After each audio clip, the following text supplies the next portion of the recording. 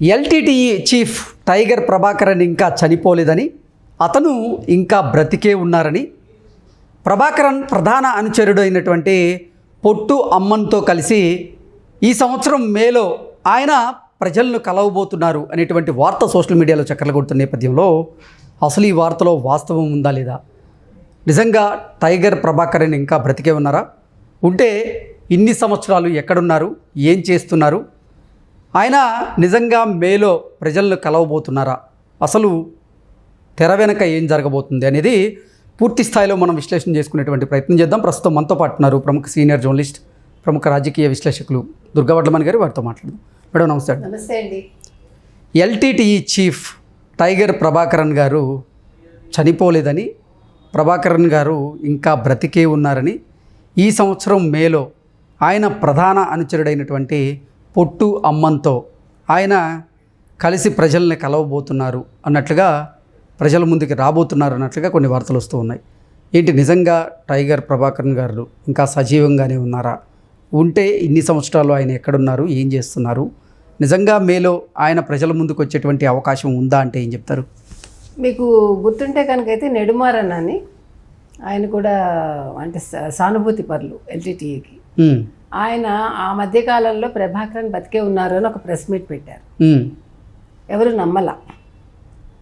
నేను ఇందాకే మాట్లాడా వారితో.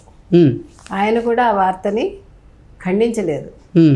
కొంచెం వెయిట్ చేయమ్మా, అన్నీ తెలుసుకుందు కానీ అన్నాడు ఆయన. బతికే ఉన్నారు, అందులో నీకేంటి సందేహం అన్నారు ఆయన. మీరు నమ్మితే నమ్మండి, ఓకే, నువ్వు కొంచెం వెయిట్ చెయ్యి, త్వరలో నీకు తెలుస్తుంది అని. ఓకే. సో ఆయన దగ్గర ఎవిడెన్స్ లేకుండా మాట్లాడుతున్నారా? ప్రభాకరన్ బతికే ఉండొచ్చు. అంటే ప్రభాకరన్కి సానుభూతి పరులుగా ఉన్న వారితో మీరు ఫోన్లో సంభాషణ చేయడం జరిగిందంటారా? ఇప్పుడే చేశా. ఓకే. ఇది చేయటం కోసమే మనం క్లారిఫికేషన్ తీసుకున్నాం. ఏమన్నారు ఆయన? ఖచ్చితంగా నీకు మంచి న్యూసే వస్తుంది, బతికే ఉన్నారు ప్రభాకరన్, కొంచెం వెయిట్ చేయ అన్నాడు ఆయన. ఇప్పుడు మీరు అన్నారు కదా ఏప్రిల్లోనో మేలోనో ఆయన ప్రజల ముందుకు వస్తారని. ఇప్పుడు తమిళనాడులో ఈ వార్త సంచలనంగా ఉందని కూడా మనం అనుకున్నాం. కాబట్టి అసలు ప్రభాకరన్ ఇన్ని సంవత్సరాలు ఎక్కడున్నారు అనేది ఒక పెద్ద సందేహం. ఏం చేస్తున్నారు, అసలు నిజంగా సజీవంగా ఉన్నారా? ఎందుకంటే ఆయన 54లో పుట్టాడు. ఆయన 54 నవంబర్ 26 అనుకుంటా నాకు గుర్తున్నంత మటుకి. 54 అంటే ఇప్పుడు ఇది 2024 అనుకోండి, పోనీ 25 వచ్చేసాం. సో ఇన్ని సంవత్సరాలు అయ్యాక కదా 50, ఇది ఒక 20, 70 ఏళ్ళ మనిషి అయి ఉంటారు. సో 70 ఏళ్ళు అంటే బతికే అవకాశం ఉండొచ్చు. అంటే శ్రీలంక ప్రభుత్వం ఏమో టైగర్ ప్రభాకరన్ బ్రతికిలేరు, ఆయన చనిపోయారు అంటూ ప్రకటించింది, ఇప్పటికి కూడా చెప్తూ ఉంది. కానీ ఎల్టీటీ చీఫ్ అంటే మా టైగర్ ప్రభాకరన్ మాత్రం బ్రతికే ఉన్నారు అంటూ ఆ సంస్థకు చెందినటువంటి కొంతమంది ప్రతినిధులు బయటకు వచ్చి ప్రెస్ మీట్లు పెట్టి చెప్పుకునేటువంటి ప్రయత్నం చేస్తూ ఉన్నారు. ప్రభాకరన్ గారి అంటే ప్రధాన అనుచరుడైనటువంటి పొట్టు అమ్మన్ గారితో ఆయన మేలో కలవబోతున్నారని, వారిద్దరూ ప్రజల ముందుకు రాబోతున్నారంటూ కొన్ని వార్తలు వస్తూ ఉన్నాయి. ఏంటి అసలు నిజంగా ప్రభాకరన్ గారు కనుక సజీవంగా ఉంటే ఇన్ని సంవత్సరాలు ఎక్కడున్నారు, ఎలా ఉన్నారు, ఏం చేస్తున్నారు? ఈ ప్రశ్నలు అయితే ఉత్పన్నమవుతూ ఉన్నాయి. డెఫినెట్గా. అంటే చనిపోయాక ఆయన కొన ఊపిరి ఉంటే ఆయన ఎవరన్నా తీసుకెళ్ళి ఎక్కడైనా పెట్టారా? ఏదన్నా అంటే ఇంతకాలం ఆయనకి తెలివి రాలేదా? అంటే కోమాలో ఉన్నారా? ఇప్పుడు తెలివి ఏమైనా వచ్చిందా? మన అంటే చాలా వైద్యపరంగా కూడా మనం ఆలోచించాలి కదా. శారీరకంగా ఆయనకి ఫిట్నెస్ ఇప్పుడు వచ్చిందా? ఇంతకాలం శారీరకంగా మానసికంగా ఆయన సరిగా లేకపోవటం వల్ల వీళ్ళు ప్రకటించలేదా? ఇప్పుడు ఆయన ప్రజల్లోకి వచ్చి ప్రజల్ని కలిసే స్థితికి వచ్చారు కాబట్టి ఒక 2-3 నెలల్లో ప్రజల ముందుకు వస్తారు అని వీళ్ళు చెప్తున్నారా అనేది కూడా మనం ఆలోచించాలి. అంటే మిరకిల్స్ అనేవి జరగచ్చు, మనకు తెలియదు. అయితే ప్రభాకరన్ సానుభూతి పరులు చాలామందే ఉన్నారు. ఈవెన్ వైగో గారు కూడా ఎల్టీటీఈ సపోర్టర్ ఆయన.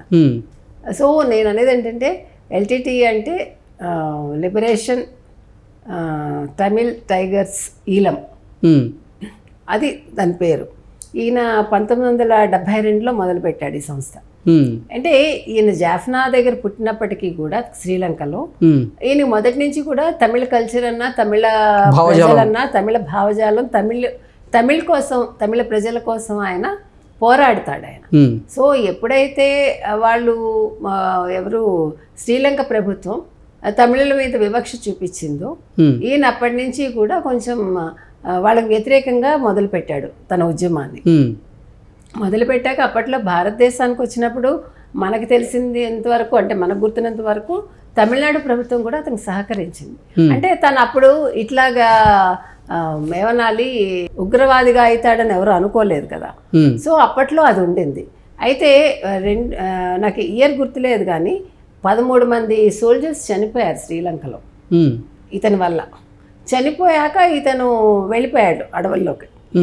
వెళ్ళిపోయి అక్కడి నుంచి తన వారు మొదలుపెట్టాడు ఆయన. అంటే తనకి అంటూ ఒక సేనను తయారు చేసుకుని అది ఒక ఏమనాలి ఒక సైన్యంలాగా ఆయన ఒకటి మొదలుపెట్టాడు. అప్పటి నుంచి మొదలుపెట్టాక మీకు తెలుసు 1991లో రాజీవ్ గాంధీ హత్యకి ప్లాన్ చేశాడు ఆయన.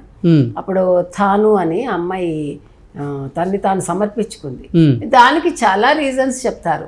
ఎందుకు చెప్తారంటే ఎల్టీటీకి వ్యతిరేకంగా అప్పట్లో గొడవలు జరిగినప్పుడు వీళ్ళు ఇక్కడి నుంచి పీస్ కీపింగ్ ఫోర్స్ వెళ్ళింది మీకు గుర్తుంటే. ఐపీకేఎల్ఎఫ్ అప్పుడు ఉన్నప్పుడు ఇక్కడి నుంచి పీస్ కీపింగ్ ఫోర్స్ అని మన ఎవరు రాజీవ్ గాంధీ పంపించాడు. పంపించినప్పుడు అక్కడ చాలా అట్రాసిటీస్ జరిగాయి అనేది మనం విన్నది అక్కడ ఆడవాళ్ళ మీద. సో ఆ కోపంతో రాజీవ్ గాంధీని హత్య చేశాడు ప్రభాకరన్ అనేది మనకు వచ్చిన ఒక సమాచారం అప్పట్లో. ఓకే. సో దీనివల్ల ఇన్ని గొడవలు జరిగాయి. సరే మొత్తానికి ఆయన మీద 200 సంవత్సరాలు ఇంప్రిజన్ చేయాలని శ్రీలంక గవర్నమెంట్ ప్రకటించడం, ఆయన మీద రివార్డు ఉండడం చాలా జరిగాయి. అతను దొరికితే షూటెడ్ సైట్ ఆర్డర్స్ ఉన్నాయి. ప్రభాకరన్ మీద చాలా ఉన్నాయి ఎలిగేషన్స్ అప్పట్లో. మొత్తం మీద ప్రభాకరన్ చనిపోయారనేది మనం విన్నాం 2009 అనుకుంటా. 15 ఏళ్ళు అయిపోయింది ఆల్మోస్ట్. అయితే ఇప్పుడు ఈ వార్త అనేది ఒక నిజంగానే ఆశ్చర్యకరమైన విషయం. ఒకవేళ నిజంగా ప్రభాకరన్ బతికుండి ఆయన బయటకు వచ్చి నిజంగా ఇవాళ ప్రభాకరన్ కనుక బతికి ఉండి ఎల్టీటీ ప్రభాకరన్ పొట్టు అమ్మన్ గారితో వచ్చి తమిళ ప్రజలను ఉద్దేశించి మాట్లాడితే ఆ రోజు చాలా మంది తమిళులకి పెద్ద పండగ. అంటే దాన్ని వ్యతిరేకించే వాళ్ళు ఉంటారు. ఏదైనా సరే కొంతమందికి నచ్చితే కొంతమందికి నచ్చవు. ఏది ఎందుకు అనేది ఎవడు చెప్పలేడు. అసలు ఈ ఎల్టీటీ ప్రస్థానం ఏంటి? ఎందుకు ఆ ఎల్టీటీ ఏర్పడింది? ఎల్టీటీ అదే తమిళులకి వాళ్ళు ప్రత్యేకంగా చూడకపోవడం, తమిళులను కించపరచడం శ్రీలంకలో అనేది ఆయన కోపం తెప్పించింది. అంటే తమిళులు కూడా అక్కడ కలిసిపోయి ఉన్నారు కదండి వాళ్ళతో పాటు శ్రీలంకలో. ఫస్ట్ నుంచి కూడా వాళ్ళతో మమేకం అయ్యారు వాళ్ళు. సో కానీ వాళ్ళ కల్చర్ని వాళ్ళు నిలుపుకుంటూ ఉంటారు అక్కడ. అది ఆ రకంగా వాళ్ళకి అక్కడ అంతర్గత విభేదాలు. అంటే శ్రీలంక ప్రభుత్వానికి ఎల్టీటీకి అంతర్గతంగా ఈ విషయంలోనే తమిళులకి ప్రత్యేక ఇది ఇవ్వాలి. అదేంటది శ్రీలంక భాగం ఏదైతే ఉందో ఈస్ట్ అదంతా కూడా శ్రీలంక అది తమిళ దేశంగా ప్రకటించాలని ఆయన కోరుకున్నాడు. దాన్ని వాళ్ళు వ్యతిరేకించారు, మీకు ప్రత్యేకంగా ఇవ్వమని. సో అప్పుడు ఈయన ఈ పోరాటాన్ని ఉధృతం చేశాడు. తమిళలకు ఒక ప్రత్యేక దేశం కావాలి అంటే శ్రీలంక ముక్కలు అవుతుంది కదా, దానికి వాళ్ళు ఒప్పుకోలేదు. ఏది ఏమైనా కూడా ఇవన్నీ కూడా ఇక్కడ భాషకి సంబంధించి వాళ్ళ సంస్కృతికి సంబంధించి తమిళులకి ఒక ప్రత్యేక రాష్ట్రం కావాలన్న దాని మీద ఆయన పోరాటం చేశాడు. సో అంటే తమిళులు అనే వాళ్ళు ఎక్కడికి వెళ్ళినా కూడా వాళ్ళ కల్చర్ని మర్చిపోరు, వాళ్ళ భాష కోసం పోరాడతారు. అది వాళ్ళ ప్రత్యేకత. అది కాబట్టి ఇక్కడ మంచి చెడులు మనం డిస్కస్ చేయలేం మనం. ఎందుకంటే వాళ్ళ పాయింట్ ఆఫ్ వ్యూలో అది కరెక్ట్ కావచ్చు, కానీ ప్రభుత్వ దృష్టిలో అది చెడే అవుతుంది కదా. సో శ్రీలంక ప్రభుత్వం చేసినటువంటి దాడిలో టైగర్ ప్రభాకరన్ గారు మరణించలేదని, ఆయన ఇంకా సజీవంగానే ఉన్నారు అంటూ ఆయన అనుచరులు అయితే బయటకు వచ్చి చెప్తున్న నేపథ్యంలో ఏంటి నిజంగానే ప్రభాకరన్ గారు సజీవంగానే ఉన్నారా? ఆయన నిజంగా ప్రజల ముందుకు రాబోతున్నారా అంటే ఏం చెప్తారు? రావచ్చు, చూద్దామండి. ఆయన కూడా అదే చెప్పారు కదా, నెడుమారన్ గారు కూడా అదే చెప్పారు, కొంచెం వెయిట్ చేయమ్మా, అది నిజమేను ఆ వార్త అన్నాడు ఆయన. So let us wait. ఒకవేళ నిజంగా అది జరిగింది అనుకోండి, మనం వారితో కూడా ఇంటర్వ్యూ చేద్దాం తప్పకుండా. ఓకే అండి, thank you so much. Thank you.